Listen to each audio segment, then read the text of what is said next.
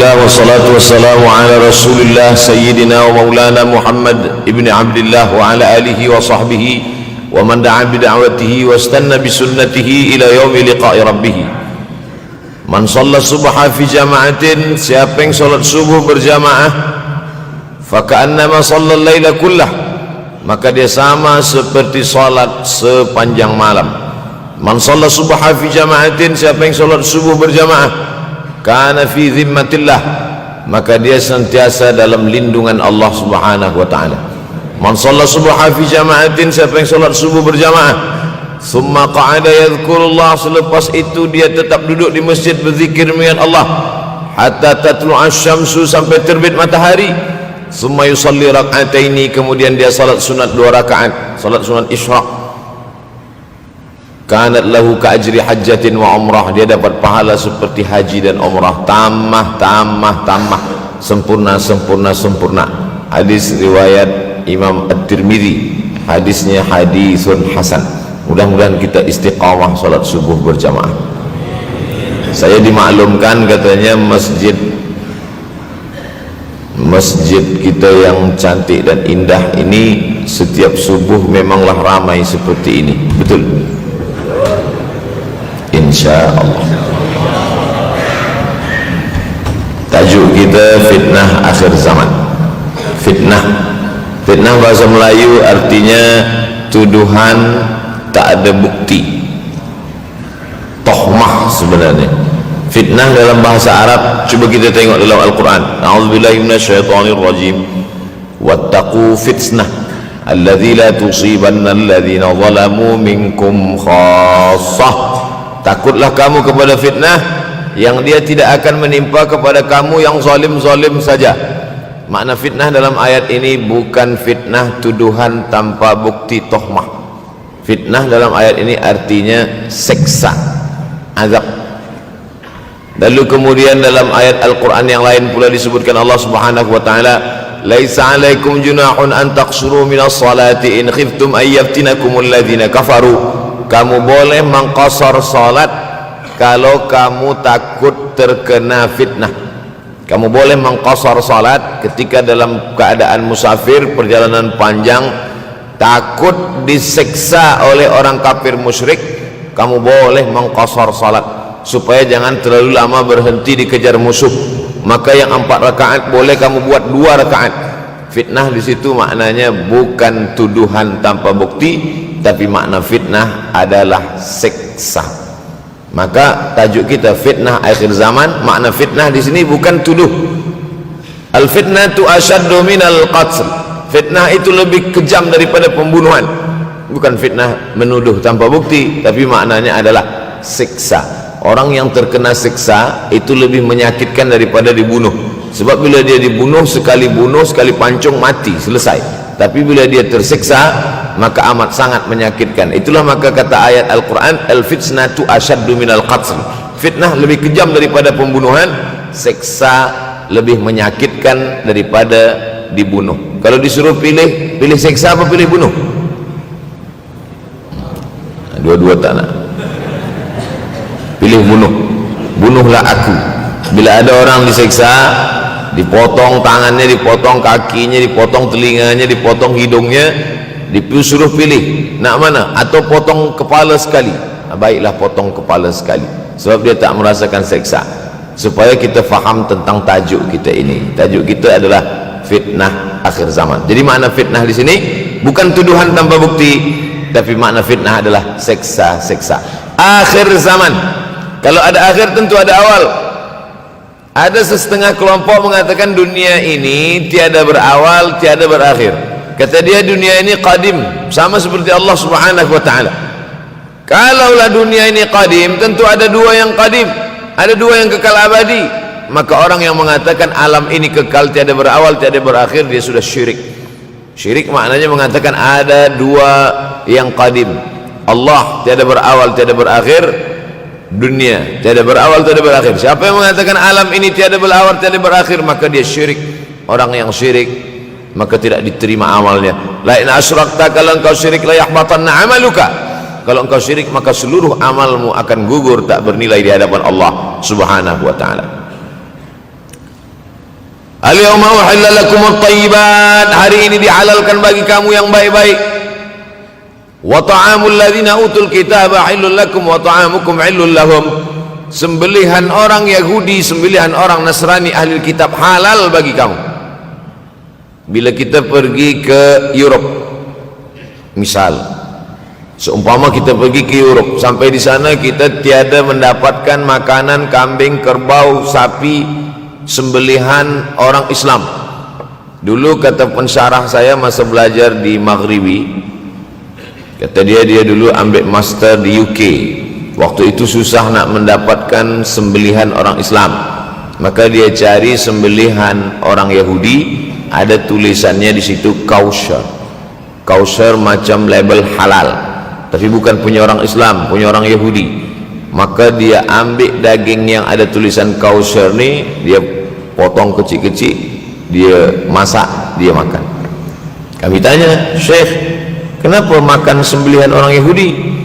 Sebab dalam Al-Quran dikatakan al-yawma uhilla lakumut thayyibat, hari ini dihalalkan bagi kamu yang baik-baik. Wa ta'amul ladzina utul kitaba halal lakum, sembelihan orang Yahudi dan Nasrani halal bagi kamu. Menurut mazhab Hanafi, Maliki, Syafi'i. Hanafi, Maliki, Syafi'i. Mazhab Syafi'i, Hanafi, Maliki, Hambali. Hanafi, Maliki, Hambali. Sedangkan mazhab Syafi'i tidak. Sebab kata mazhab Syafi'i, mereka kafir. Mereka kafir. Orang kafir tak boleh dimakan sembelihannya. Laqad kafara alladzina qalu innallaha huwal masih ibnu Maryam. Siapa yang mengatakan Al-Masih anak Maryam itu adalah Tuhan, maka dia kafir. Laqad kafara alladzina qalu innallaha salisu salasah. Kafirlah orang yang mengatakan Allah itu tiga dalam satu, satu dalam tiga. Itu dalil mazhab Syafi'i mengatakan, kecuali yang datuk nenek-nenek dia dulu yang memang memegang mazhab itu, setelah datang Nabi Muhammad SAW mereka bersyahadat. Tapi mengapa menurut mazhab Hanafi, Maliki dan Hambali sembelihan mereka boleh dimakan? Kerana ada tiga persamaan kita dengan Yahudi dan Nasrani. Pertama, sama-sama percaya kepada Allah, walaupun Allah dia berbeza, tapi sama-sama percaya bahwa ada Tuhan, ada Allah. Yang kedua, percaya Allah mengirim Nabi. Yahudi percaya kepada Nabi Musa, Nasrani percaya kepada Nabi Isa. Maknanya Allah mengirim Nabi. Yang ketiga, ini yang menjadi tajuk kita subuh ini, sama-sama percaya bahwa dunia akan berakhir. Yahudi mengatakan dunia akan berakhir, akan kiamat. Nasrani mengatakan dunia pun akan berakhir, hancur, akan kiamat. Bagaimana dengan Islam? Mahwal iman, apa itu iman wahai Muhammad sallallahu alaihi wasallam? Antu'mina billah, percaya kepada Allah, wa malaikatihi, percaya kepada malaikat, wa kutubihi, percaya kepada kitab-kitab, wa rusulihi, percaya kepada rasul-rasul, wal yaumil akhir, percaya bahwa dunia ini akan berakhir. Wa tu'mina billah, wa tu'mina bil qadri khairihi wa syarrihi, engkau percaya kepada takdir baik dan takdir buruk. 6. Siapa yang tidak percaya kepada rukun iman yang 6, maka dia tidak lagi diakui sebagai umat Muhammad sallallahu alaihi wasallam. Fitnah akhir zaman. Saya nak menjelaskan tajuk kita subuh ini. Fitnah, terjadi banyaknya siksa-siksa.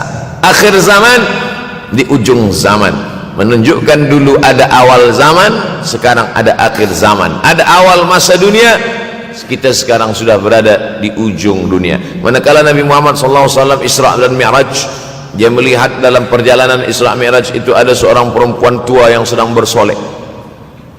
Jadi perempuan tua bersolek ini sudah nampak Nabi sejak masa Isra Mi'raj lagi. Jadi jangan terkejut bila sekarang nampak ada orang tua bersolek, dah lama dah. Kata Nabi kepada Jibril, apa itu wahai Jibril?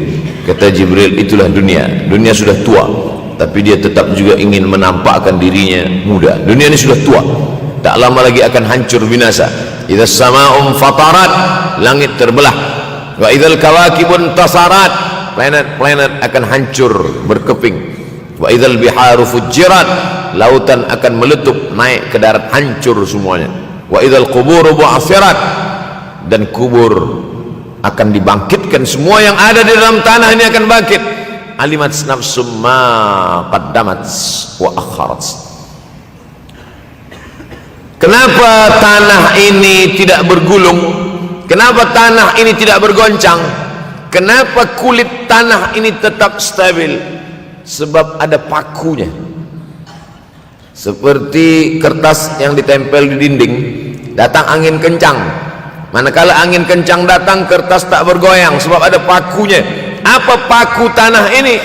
Surah An-Naba juzuk 30. Wal jibala autada, kami jadikan bukit-bukit, gunung-gunung sebagai autada, pasaknya. Kalau kita membuat kemah, ada tiang ini bergoncang. Bagaimana supaya tiang ini tidak bergoncang? Pasang pasak di tepi tiang. Pasak dunia ini adalah bukit-bukit. Kalau kita menengok ada bukit, maka sebenarnya sepertiganya saja yang ada di atas.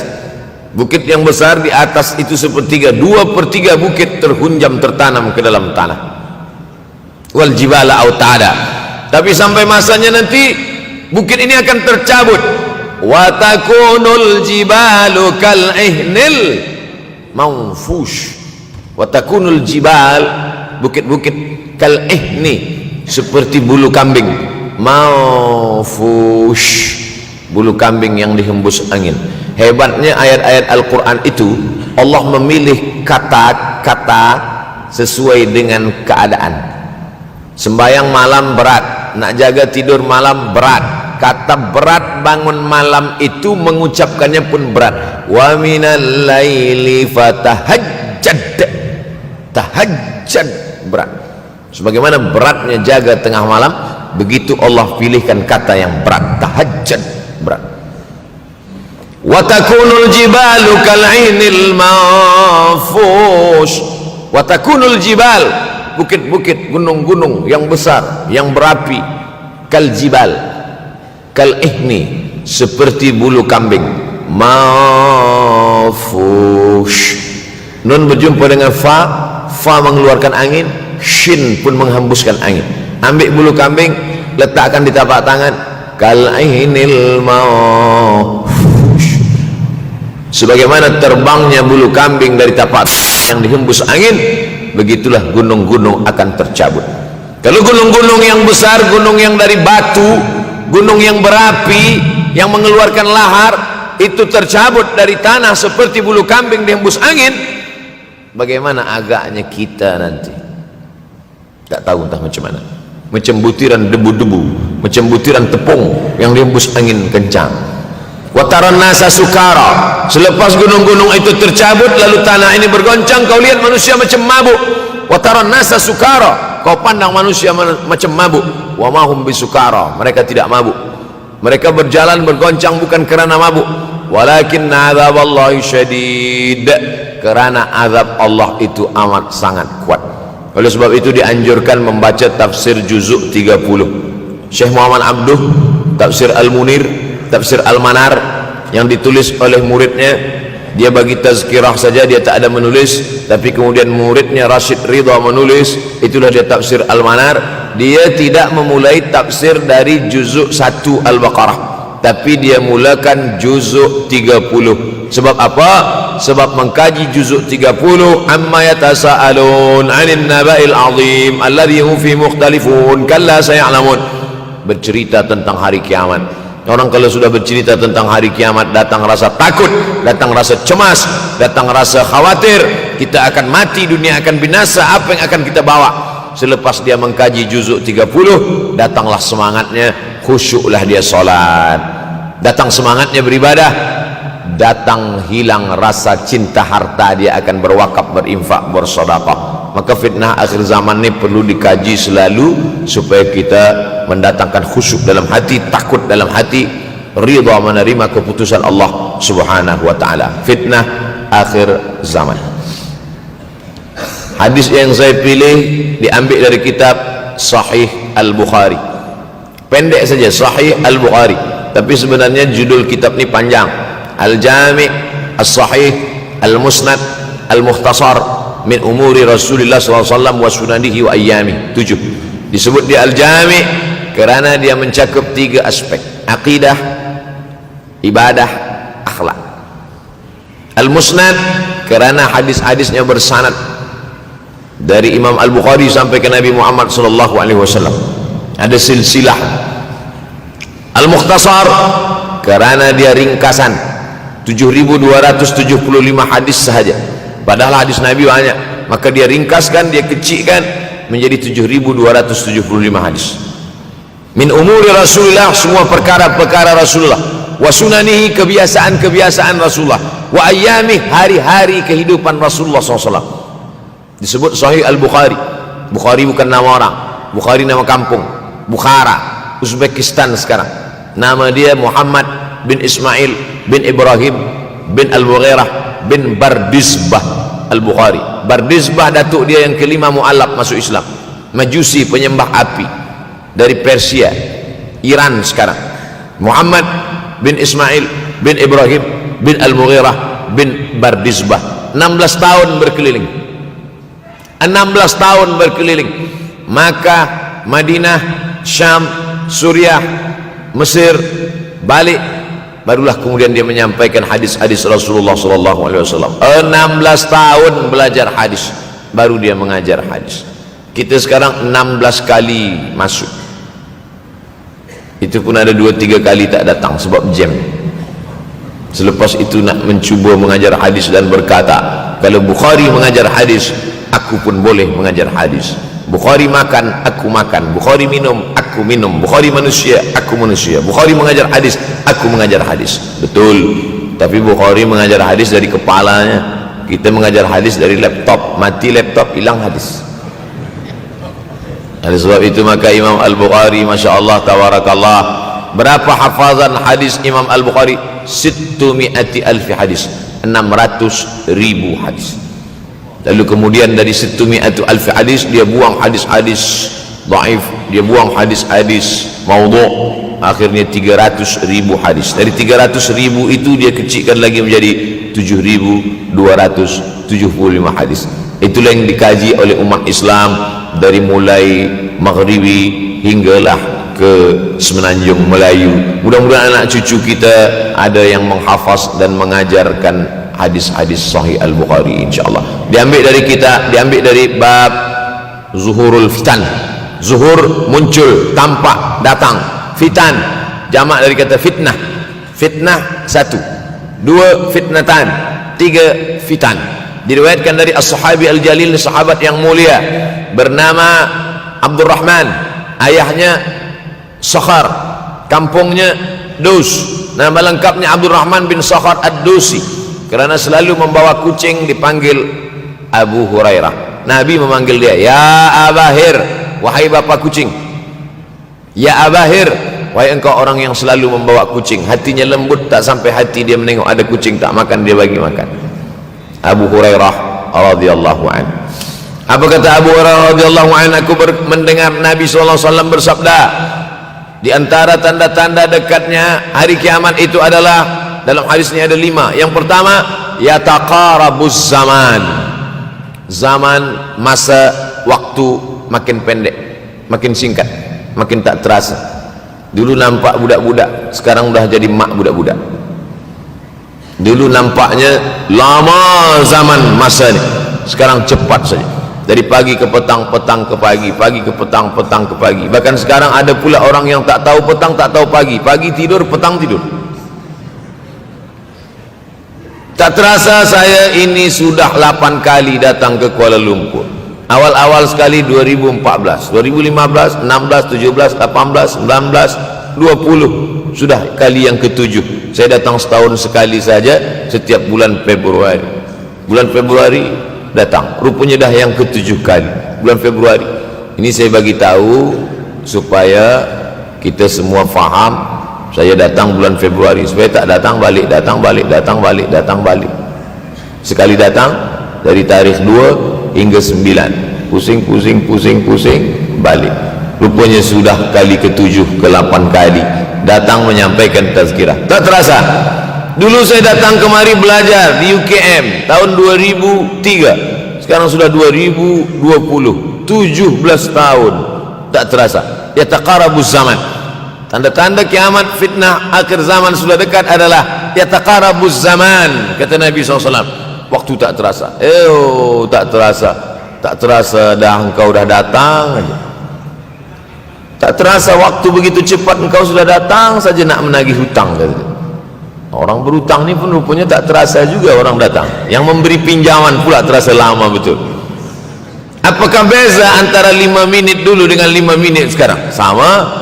Apakah beza antara 24 hours 24 jam dulu dengan 24 jam zaman Nabi dengan 24 jam zaman sekarang? Sama.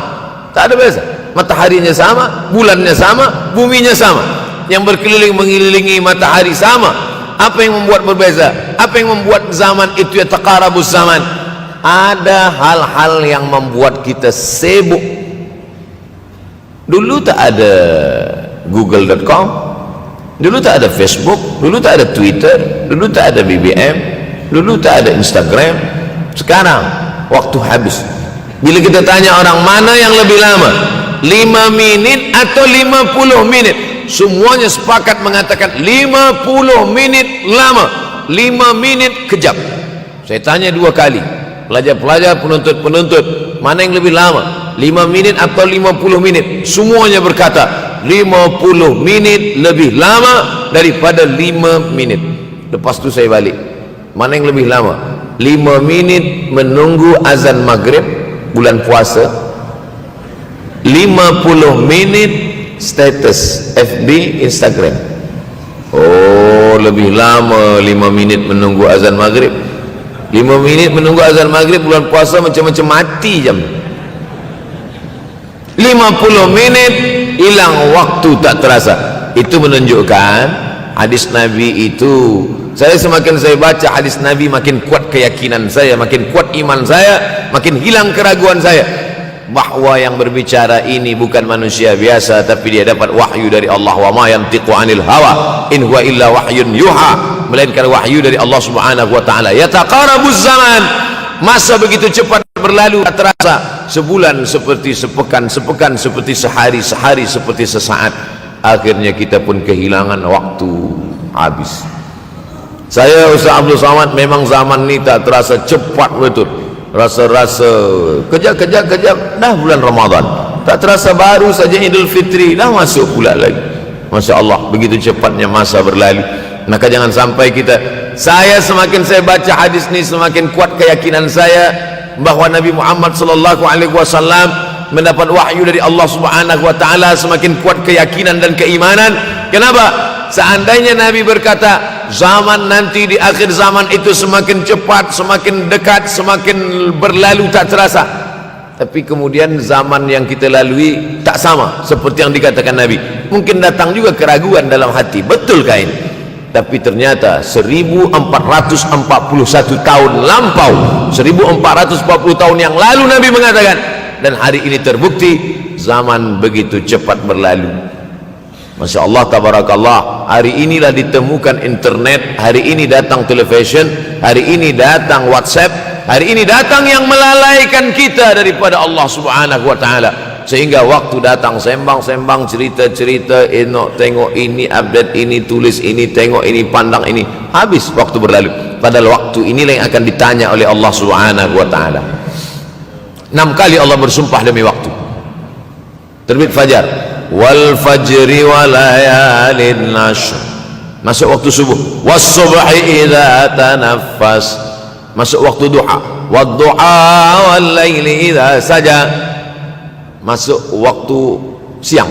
Wan nahari idza tajalla, masuk waktu asar. Wal asri innal insana lafi khusr, masuk waktu malam. 2 kali Allah bersumpah demi waktu malam. Wal laili idza saja wal laili idza yaghsha. Kenapa hadis ini yang Ustaz bahaskan? Kami nak mendengar hadis tentang Dajjal dah lahir atau belum? Dajjal dah hadir. Mana bukti Dajjal dah hadir? Kurma bisan tidak lagi berbuah. Bila kurma bisan tidak berbuah, Dajjal dah nak datang. Kurma bisan sekarang sudah berkurang, tak berbuah. Lalu kemudian apa lagi? Ain Zuhar, mata air dari Ain Zuhar sudah kering, sudah kering. Oleh sebab itu, tapi manakala dulu datang Habib Umar bin Hafiz, saya hadir majelis itu, adalah seorang bertanya, Habib, ya, Imam Mahdi dah lahir atau belum? Saya tengok Habib menjawab, sepertinya dia macam tak suka pertanyaan. Kata dia, kita tak perlu mencari-cari dia dah lahir atau belum, kampung dia di mana, dia lahir di hospital mana, dia tak perlu. Yang perlu kita siapkan adalah iman dan takwa pengetahuan kita, supaya kita jangan sampai terkecoh, supaya kita boleh membezakan mana hak, mana batil, mana betul, mana salah, mana lurus, mana bengkok, mana hitam, mana putih. Sehingga dengan istiqomahnya kita beribadah ini, kita boleh membezakan mana Al-Masih yang original, yang asli, mana Al-Masih Ad-Dajjal. Makanya tadi sebelum salam kita berkata, Allahumma inni a'udzubika min adzabi jahannam wa min adzabil qabri wa min fitnatil mahya wal mamat wa min syarri fitnatil masihid dajjal. Membaca, menghafaz 10 ayat di awal surah Al-Kahfi. Siapa yang menghafaz 10 awal ayat, hadis lain mengatakan 10 akhir, 10 awal 10 akhir, elok dua-duanya. Tapi Masya Allah, tabarakallah, anak-anak kita yang pakai jubah, pakai sorban putih ini, daripada tahfiz Quran, mereka tidak hanya menghafaz 10 awal 10 ujung, dari awal sampai ujung dia hafaz 30 juzuk dia hafaz. Mudah-mudahan anak-anak kita penghafaz Al-Quran. Allahumma ja'al abna'ana wa banatina min huffazil Quran wal hafizan. Jadikan anak-anak kami menjadi para penghafaz Al-Quran, ya Allah, supaya selamat dia daripada fitnah Al-Masih Ad-Dajjal. Tapi saya pilihkan hadis tentang yang 5 ini. Dengan 5 ini kalau kita amalkan, insya Allah Allah akan selamatkan kita dari fitnah akhir zaman ini. Yang pertama, manfaatkan waktu, kerana waktu di akhir zaman ini yataqarabuz zaman, kerana waktu semakin dekat tak terasa, hilang berlalu. Maka isilah waktu ini dengan ibadah. Jangan sampai ada waktu yang kosong. Duduk sejenak kosong, berselawat, Allahumma salli ala sayyidina Muhammad wa ala ali sayyidina Muhammad, Allahumma salli ala sayyidina Muhammad wa ala ali sayyidina Muhammad. Sempat-sempatkan ambil wuduk, solat duha walau 2 rakaat. Sempat-sempatkan sebelum tidur malam solat witir 3 rakaat, supaya tidur kita sentiasa dalam wuduk dan kita sempat solat witir. Andai mati kita malam itu, insyaallah mati dalam keadaan husnul khatimah. Usolli sunnatal witri 3 rakaatin lillahi ta'ala. Nanti malam jaga, tidak witir lagi, hanya tahajud saja. Sempat-sempatkan solat tahajud. Elok amat sangat baik solat wuduk 2 rakaat.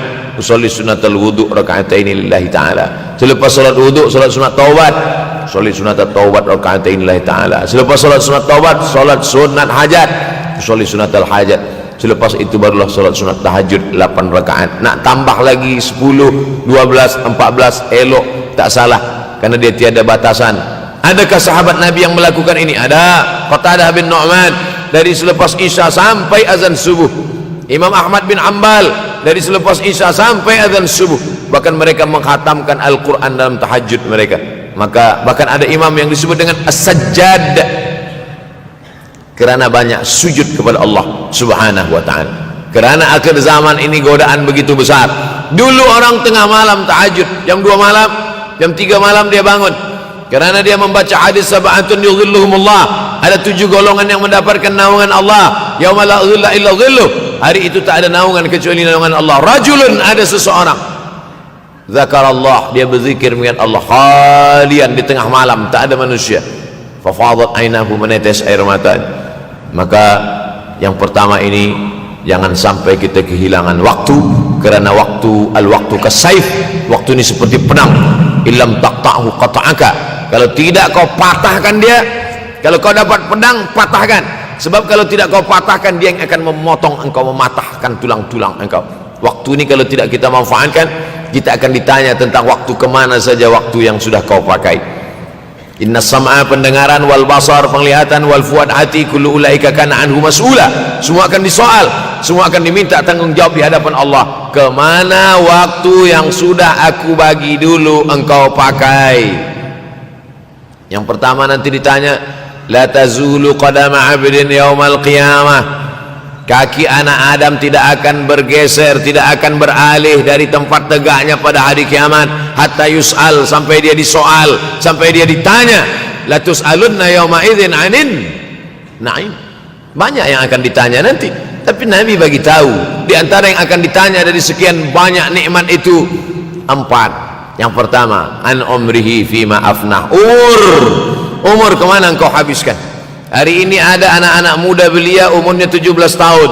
17 tahun habis menghafaz Al-Quran. 17 tahun habis iktikaf dalam masjid. 17 tahun habis berzikir, berjubah, bersorban, mengabdikan ilmu, berkhidmat kepada ulama. 17 tahun habis. Tapi ada pula yang dibalik, 71 tahun habis. Rumah, office, kopi, rumah, office, kopi, rumah, office, kopi, batuk, mati, habis.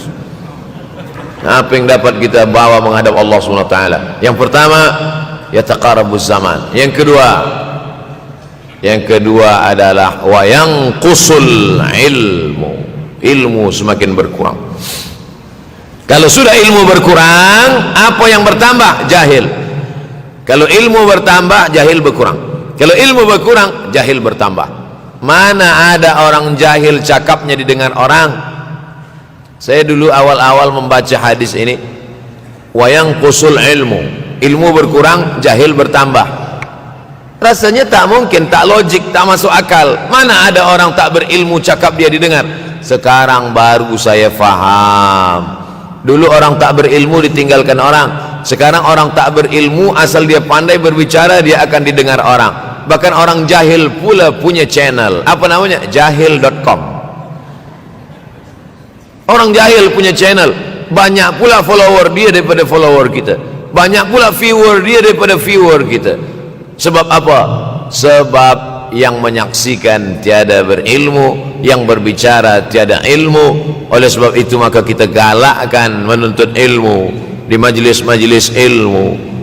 Untuk apa Abdul Somad sudah berumur 43 tahun pun masih pergi juga lagi ke Sudan belajar? Apa yang nak dicari ini? Tak lain tak bukan, mudah-mudahan kita termasuk orang yang sampai akhir hidupnya mencari ilmu, insyaAllah. Saya datang kemari bukan niat mengajarkan ilmu. Saya datang ke Malaysia tetap niatnya belajar mencari ilmu. Man salaka tariqan, siapa yang melangkahkan kaki melalui suatu jalan, yaltamisu fihi ilman, siapa yang melalui suatu jalan niatnya untuk mencari ilmu, sahalallahu lahu bihi tariqan ilal jannah, dimudahkan Allah jalannya menuju surga. Innallaha la yantazi'ul ilma intiza'an. Innallaha la yanzi'ul ilma intiza'an. Allah kalau mencabut ilmu, bukan macam mencabut pokok kayu dari tanah. La yantazi'ul ilmu intiza'an. Allah tidak mencabut ilmu macam mencabut pokok kayu dari tanah hingga ke akarnya, enggak. Lalu bagaimana ilmu ini dicabut? Biqabdil ulama. Dengan matinya ulama maka habislah ilmu. Meninggal Imam Syafi'i, berkurang ilmu. Meninggal Imam Nawawi, berkurang ilmu. Meninggal Imam Fulan, berkurang ilmu. Maka yang hadir adalah al-juhala. Yang lebih menakutkan lagi adalah al-juhala bi thawbil ulama. Orang jahil dengan pakaian ulama. Abdul Somad tidak mengatakan dirinya ulama. Saya selalunya membacakan ayat Quran, membacakan hadis Nabi, menyampaikan fatwa ulama. Tak pernah saya berceramah, bertausiah. Menurut saya, siapa saya? Siapa kita? Syafi'i manusia, saya manusia. Syafi'i boleh berfatwa, saya juga boleh berfatwa. Imam Syafi'i berfatwa Al-Quran 30 juzuk dalam kepala dia. Kita juzuk 30 pun kadang-kadang hilang. Imam Syafi'i balik dari masjid ke rumah, dia tutup telinga. Datang orang bertanya, Syafi'i, ya, kenapa engkau tutup telinga? Sebab bila aku dengar dari masjid ke rumah, semua yang aku dengar masuk tu semua aku ingat. Aku takut dia ingat di dalam, maka aku tutup. Kita yang saya sampaikan tadi pun tak ingat. Oh, Ustaz mengejek kami, enggak. Jangankan yang mendengarkan, yang bercakap pun tak ingat. Nasib baik datang orang Jepun mengingatkan kita. Nah, ini nama dia Sony. Manusia ini lupa. Oleh sebab itu maka yang kedua akhir zaman, wa yanqusul ilmu makin kurang. Maka bersyukur anak-anak yang dimasukkan ke rumah tahfiz. Kalau ada rumah tahfiz di kampung biasa, kalau ada rumah tahfiz di desa dusun biasa, tapi ada tahfiz di tengah kota besar Kuala Lumpur, masih ada lagi rumah tahfiz Quran. Siapa yang mewakafkan rumah tahfiz? Siapa yang memberikan beras? Siapa yang memberikan duit? siapa yang memberikan belanja, siapa yang mengirimkan ustaz. Masya Allah, tabarakallah. Maka ini semua mudah-mudahan kita istiqamah semuanya insyaallah. Supaya apa? Supaya lahirlah anak-anak kita yang alim, berilmu. Karena ini makin banyak orang jahil, aftau bi ghairi ilmin, memberikan tazkirah fatwa tanpa ilmu, dhalla wa adalla, dhallu wa adallu, sesat, menyesatkan. Kalau setakat sesat saja, ini sudahlah sesat, menyesatkan. Na'udzubillah. Masuk yang ketiga. Yang ketiga adalah wa yanqusul ilmu, setelah habisnya ilmu-ilmu ini semua dicabut oleh Allah Subhanahu wa taala, lalu kemudian setelah ilmu dicabut Allah Subhanahu wa taala, wa yulqas syuh, wa may yuqashuh, sin dengan hak kecil, wa may yuqashuh nafsihi fa ulaika humul muflihun. Siapa yang selamat daripada sifat syuh, itulah orang yang beruntung. Hayya 'alal falah, mari kita menuju keberuntungan, kemenangan. Siapa orang yang menang? Selamat daripada sifat syuh. Ada orang menerjemahkan syuh ini pelit, bakhil. Bakhil ada yang lebih parah daripada bakhil. Syuh. Bakhil ini, bakhil tidak ingin memberikan uangnya untuk orang lain. Itu bakhil. Dia ada uang 10 ringgit, uang itu hanya dia makan saja, dia tak mau walaupun setengah sen kepada orang lain. Itu namanya bakhil. Kalau syuh ini, duit dia simpan, duit orang pula dia makan. Nah, itu syuh. Jadi lebih parah lagi. Oleh sebab itu, kalau sudah ilmu ini dicabut, orang menjadi jahil, maka datang penyakit syuh yang ketiga. Apa itu syuh? Hubbud dunya, hubbul mal, wa tuhibbul mala hubban jamma. Engkau sayang kepada harta amat sangat sayang. Dia pegang semuanya sampai tak meleleh, tak menetes walaupun satu tetes. Akhirnya mereka inilah pendusta-pendusta agama. Ara'aital ladzi yukadzibu biddin, tahukah kamu siapa itu yang mendustakan agama? Fadzalikal ladzi yad'ul yatim, mereka itu yang membiarkan anak yatim. Wala yahuddu ala ta'amil miskin, dia tidak mempedulikan makanan orang miskin. Sebab apa? Bukan sebab tak ada harta, sebab syuh. Kenapa syuh? Sebab tak ada ilmu. Tak ada ilmu tentang akhirat. Dia pegang, dia simpan, mati, habis. Yang dia bawa hanyalah 1, 2, 3 helai kain kafan saja. Itulah mengapa Sultan Turki, Sultan Muhammad Al-Fatih, Sultan Abdul Hamid, coba tengok gambar Sultan Muhammad Al-Fatih, Sultan Abdul Hamid Turki dulu. Sorban dia besar-besar. Saya dulu terkejut, lama saya tengok, kenapa sorban orang Turki ini besar-besar. Lama-lama saya baca, rupanya sorban orang Turki itu kain kafan. Tuan-tuan balik dari sini, beli kain kafan 2 meter, ikatkan kepala, bawa sembahyang supaya ingat mati. Bolehkah menyiapkan kain kafan? Baca kitab Tambihul Mughtarrin, peringatan bagi orang-orang yang tertipu. Di situ ditunjukkan banyak ulama, bahkan mereka menggali tanah di dalam rumahnya.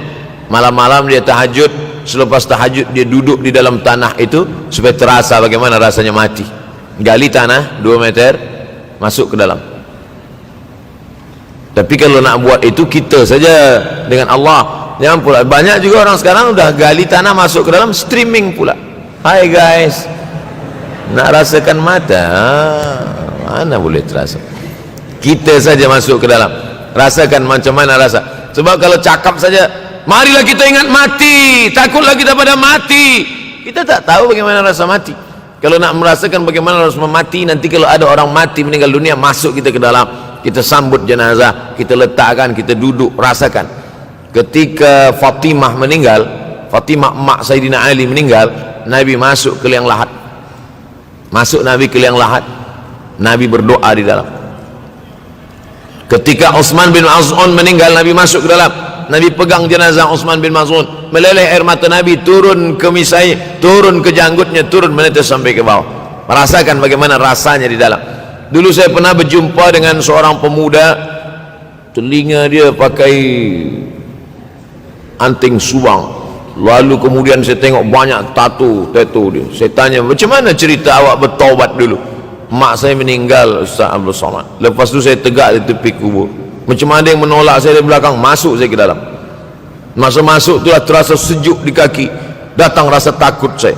Makanya kalau ada orang yang sudah kita bagi tazkirah, bagi nasihat tak juga, nanti ada orang meninggal, bawa dia agak dekat, senggolkan sikit, jatuh. Gitu caranya supaya kita terasa mati ini, supaya apa? Hilangkan penyakit syuh, cinta harta, takut mati, dan membuat kita menjadi bakhil, pelit. Na'udzubillah. Yang keempat, wa tazharul fitan. Ini yang terkait dengan tajuk kita yang keempat, wa tazharul fitan. Banyaklah fitnah, siksa. Dulu masa saya kelas 1 madrasah tahun 1990, berkumpullah kami bersama-sama dengan cikgu mengkaji masalah apa? Masalah Bosnia Herzegovina, mengamuk Slobodan Milosevic, menghancurkan umat Islam di Bosnia. Sampai ada yang meminta fatwa kepada Syekh Yusuf Al-Qardawi, bolehkah perempuan yang perempuan Bosnia yang dirogol tentara Serbia hamil, bolehkah dia menggugurkan anaknya? Kata Syekh Yusuf Qardawi, tak boleh. Maka dia biarkan saja anak itu lahir dan dia tidak dianggap berdosa karena ini sudah takdir Allah SWT. Bagaimana mereka dibunuh?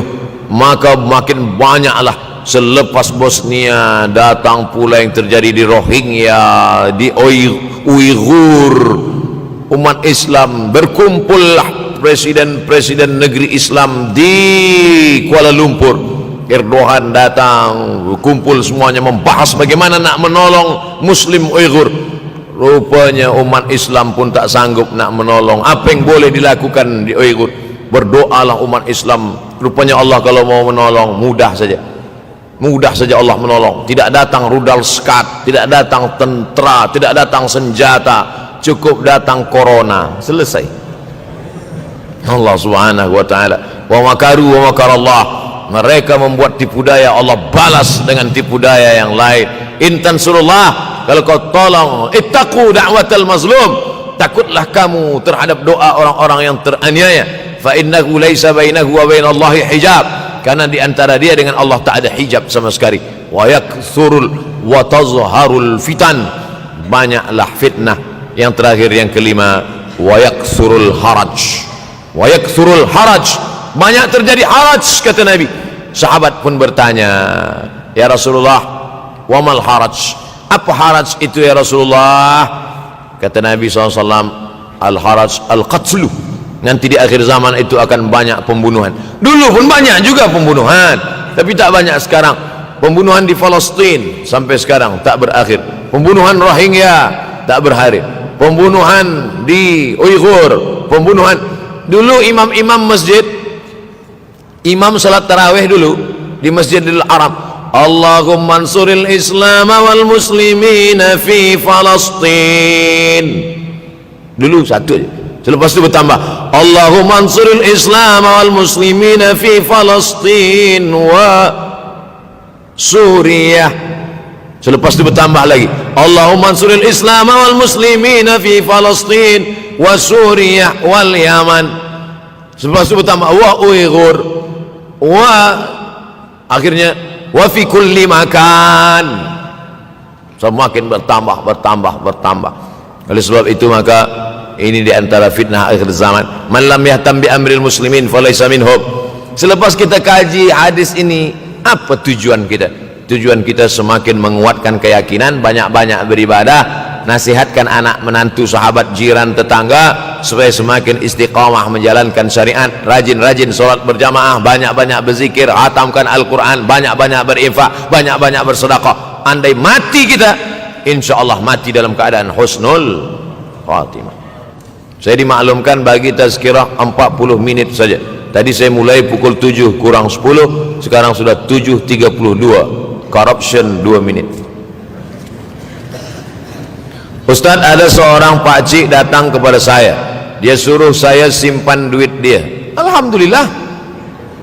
Dia cakap nanti ada masa dia datang ambil, tapi sampai sekarang sudah 1 tahun Pak Cik itu tak sampai duit dia banyak. Yang saya nak tanya, bagaimana saya nak pulangkan duit dia sementara saya tak tahu nama dia dan dia ahli keluarga dia di mana.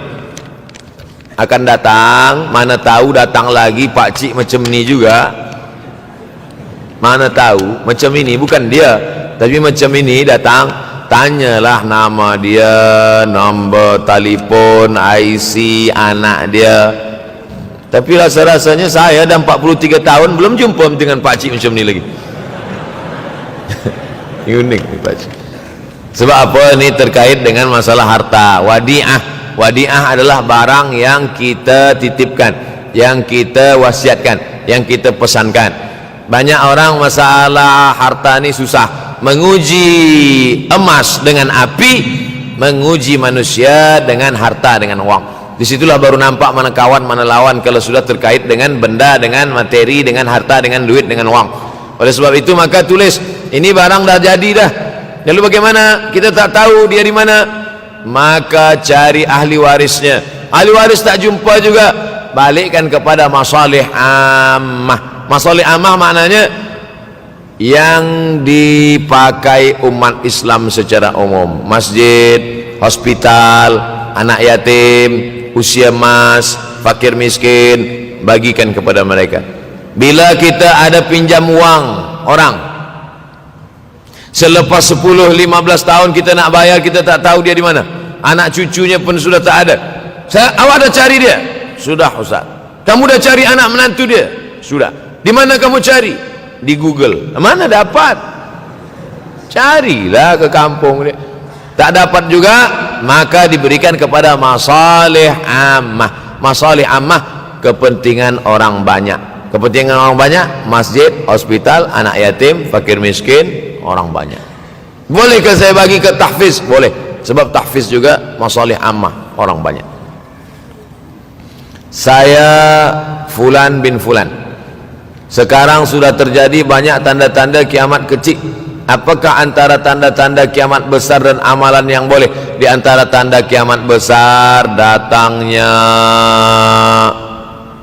Al-Mahdi, datangnya Al-Masih Dajjal, turunnya Isa Al-Masih, keluarnya binatang yang berbicara kepada manusia, terbitnya matahari dari barat.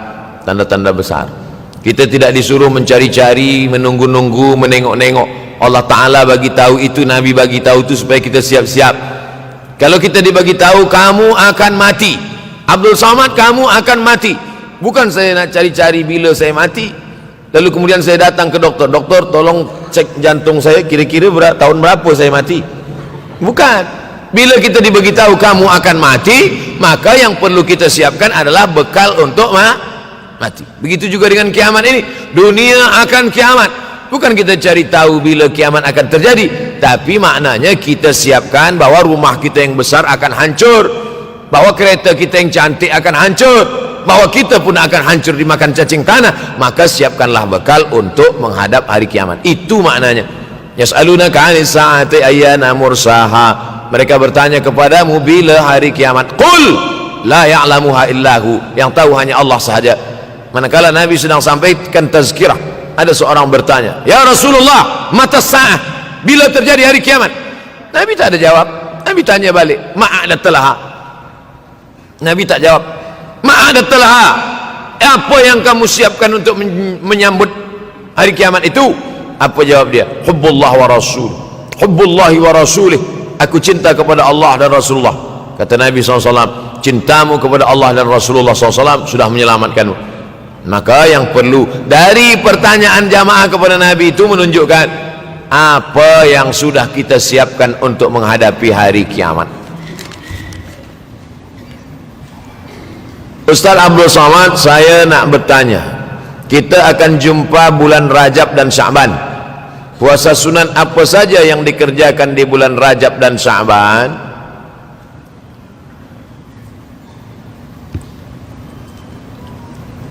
Dalam hadis dikatakan salasun mutawaliyatun Inna iddatash syuhuri indallahi 12 syahran fi kitabillah. Jumlah bulan ada 12, minha arba'atun hurum. Syukran, jazakallahu khairan, ahsanallahu ilaikum. Minha arba'atun hurum, ada 4 bulan haram. 4 bulan haram maknanya 4 bulan mulia kita disuruh beribadah. Ibadah yang paling elok adalah puasa sunat. Apa 4 bulan haram itu? Salasun mutawaliyatun, 3 bulan berterusan, 3 bulan. Muharram, Zulqa'dah, Zulhijjah, Muharram. Wa baina Jumada wa Sya'ban, ada 1 bulan bersendirian. Dia terletak antara bulan Jumada dan Sya'ban, itulah dia bulan Rajab. Jadi nanti kalau ada orang banyak berpuasa bulan Rajab, apa dalil awak puasa bulan Rajab? Karena bulan haram. Bulan haram bulan mulia.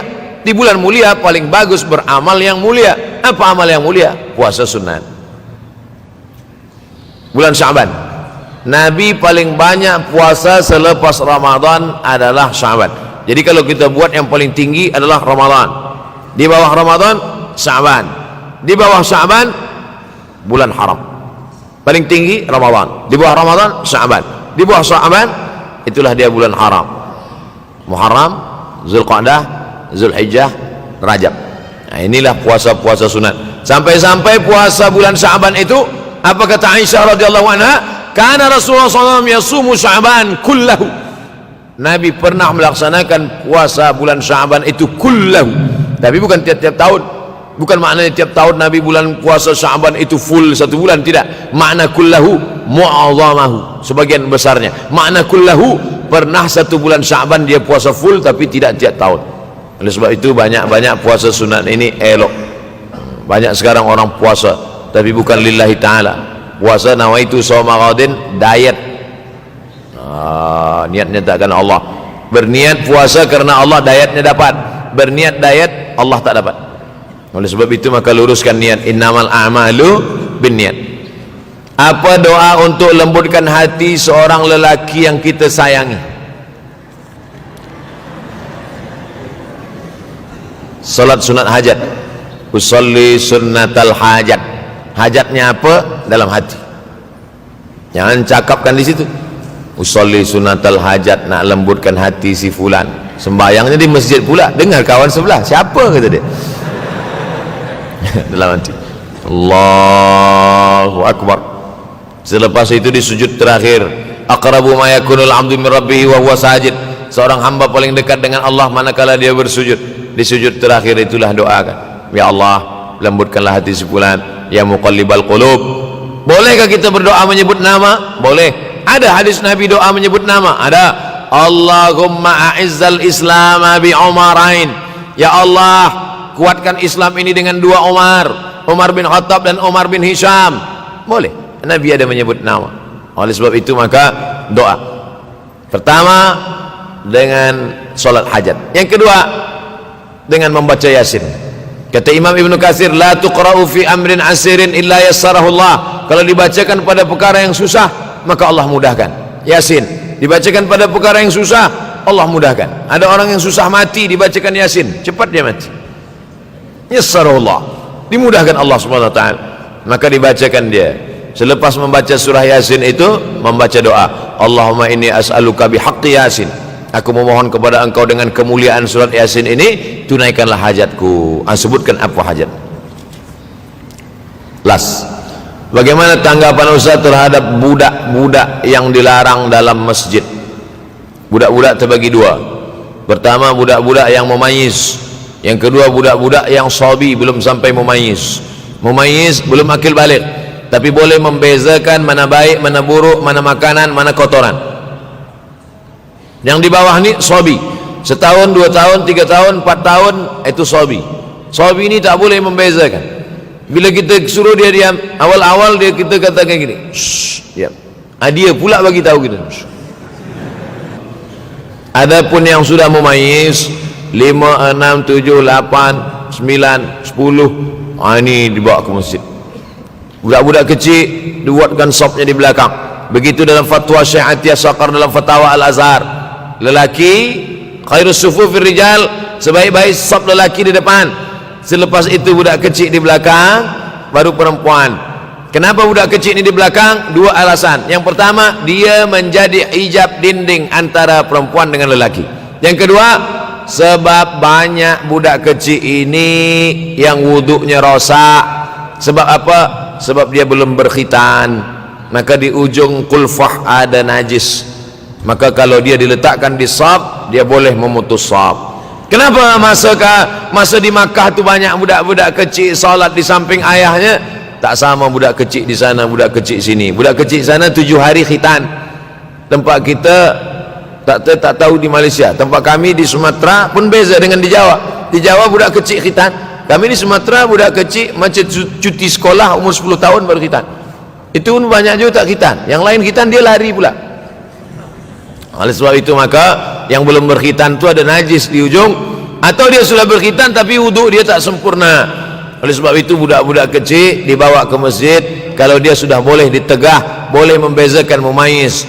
Budak kecil ini dibagi 3. Yang pertama sabi, belum boleh membezakan mana elok mana tak elok. Selepas itu memayis, sudah boleh membezakan mana elok tak elok, tapi belum lagi akil balik. Selepas itu amrat pakai dal. Amrat maknanya baru saja masuk akil balik.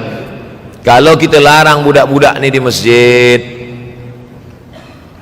kalau ada budak-budak kecil masih berlari-lari, masih menjerit-jerit, bersyukurlah. Maknanya masjid kita 20 tahun akan datang masih tetap ada orang yang sholat berjamaah. Tapi kalau di masjid itu ada budak-budak lagi, yang ada tua-tua aja, alamat kapal akan tenggelam. Sekarang banyak di masjid ni isinya orang-orang yang udah diintai-intai malaikat maut aja. Nauzubillah. Alhamdulillah masjid kita semua hadir, budak-budak kecil pun hadir, pemuda-pemuda belia pun hadir. InsyaAllah 20 tahun akan datang masjid ini tetap ramai solat berjamaah. Anak saya pernah ditampar oleh seorang nenek kerana yang sedang solat dia menjerit dan menangis. Oh, mungkin nenek ini darah tinggi, maka akan datang, jangan letak dia dekat nenek-nenek. Itulah maka saya sebut tadi di belakang. Memang orang-orang tua ni kadang emosional dia tak lagi terkendali menengok. Kadang jangankan menangis, kita menyanyi pun dia tersinggung, apalagi menangis. Oleh sebab itu maka kita jaga. Ada setengah orang tua memang tak suka menengok budak kecil. Ini budak ni pergi balik, kalau tak aku mati dia sipak kata dia. Nauzubillah.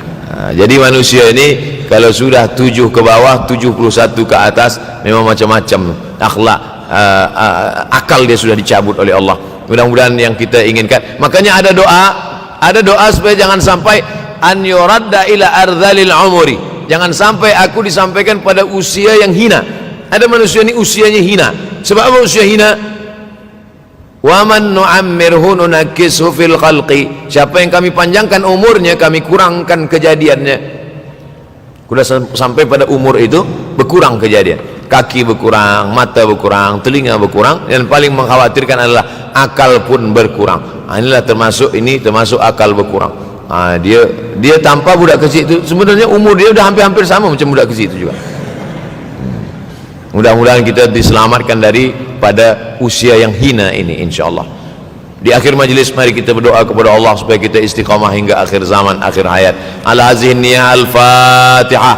A'udzubillahi minasyaitonir rajim. Bismillahirrahmanirrahim. Alhamdulillahirabbil alamin. Ar-Rahmanir Rahim. Maliki yaumiddin. Iyyaka na'budu wa iyyaka nasta'in. Ihdinas siratal mustaqim, siratal ladzina an'amta 'alaihim ghairil maghdubi 'alaihim waladdallin. Amin. Allahumma inna na'udzubika minal hammi wal hazan. Selamatkan kami dari susah hati dan kesulitan. Wa minal ajzi wal kasal. Selamatkan kami dari sifat malas dan lemah. Wal jubni wal bukhul. Selamatkan kami dari sifat penakut dan bakhil. Wa dhala'id daini wa ghalabatir rijal. Selamatkan kami dari dililit hutang dan dikuasai orang lain. Allahumma inna na'udzubika min ilmin la yanfa'. Selamatkan kami dari ilmu yang tak bermanfaat. Wa min qalbin la yakhsha'. Jauhkan kami dari hati yang tak takut dan tak khusyuk. Wa min nafsin la tasma'. Jauhkan kami dari nafsu yang tak pernah kenyang. Wa min du'ain la yusma'. Selamatkan kami dari doa yang tak dikabulkan. Allahumma inna na'udzubika min azabil qabri. Selamatkan kami dari azab kubur. Wa min azabi jahannam. Selamatkan kami dari azab jahannam. Wa min fitnatil mahya wal mamat. Selamatkan kami dari fitnah hidup dan mati. Wa min syarri fitnatil masiihid dajjal. Selamatkan kami dari fitnah al-masih ad-dajjal. Allahumma tahhir qulubana, sucikan hati kami. Allahumma ja'alna minat tawabin, jadikan kami orang yang bertaubat. Waj'alna minal mutatahhirin, jadikan kami orang yang mensucikan hati. Waj'alna min ibadikas salihin, jadikan kami hamba-hambamu yang saleh. Rabbana la tuzigh qulubana, jangan kau palingkan hati kami ba'da idh hadaitana, setelah engkau berikan hidayah kepada kami. Allahumma dzakkirna minhu ma nasina, buat hati kami ini ingat, jangan sampai lalai kepadamu ya Allah. Ya muqallibal qulub, wa engkau yang membalikkan hati, sabbit qulubana, kokohkan hati kami ala dinik wa ala ta'atik, dalam agamamu, dalam ketaatan kepadamu. Allahumma sabbitna ala al-iman wal islam, kokohkan kami dalam iman dan Islam. Allahumma ja'alna minal ladzina yastami'una al-qawla fayattabi'una ahsanah, jadikan kami orang-orang yang mendengarkan nasihat yang baik lalu merubahnya menjadi amal yang baik. Rabbana atina fid dunya hasanatan wa fil akhirati hasanatan wa qina adzabannar. Wa sallallahu ala sayyidina wa maulana Muhammad wa ala alihi wa sahbihi wasallam, walhamdulillahi rabbil alamin. Taqabbalallahu minkum minna wa minkum taqabbal ya karim. Terima kasih segala perhatian, mohon maaf segala kekhilafan. Wassalamualaikum warahmatullahi wabarakatuh.